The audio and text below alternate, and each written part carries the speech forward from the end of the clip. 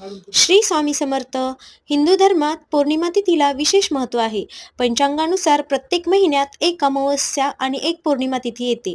धार्मिक मान्यतेनुसार पौर्णिमेचे महत्त्व सर्वत्र सारखे असले तरी पौर्णिमा वेगवेगळ्या ठिकाणी वेगवेगळ्या नावाने ओळखली जाते. काही ठिकाणी तिला पूर्णमासी तर काही ठिकाणी पौर्णमी म्हणतात.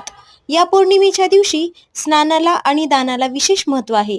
या दिवशी भगवान श्री सत्यनारायणाची आणि माता लक्ष्मीची पूजा केली जाते. पितरांना देखील पौर्णिमा तिथी समर्पित आहे. या दिवशी सुवासिन जोडप्यांना जीव घातलं जातं. माघ पौर्णिमा विवाहासाठी खूप शुभ मानली जाते.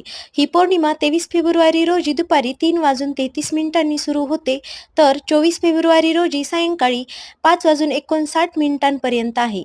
तिथीनुसार माघ पौर्णिमा 24 तारखेला साजरी केली जाईल. मी अशा पद्धतीने माझी पूजा करून घेतलेली आहे. तुम्ही व्हिडिओ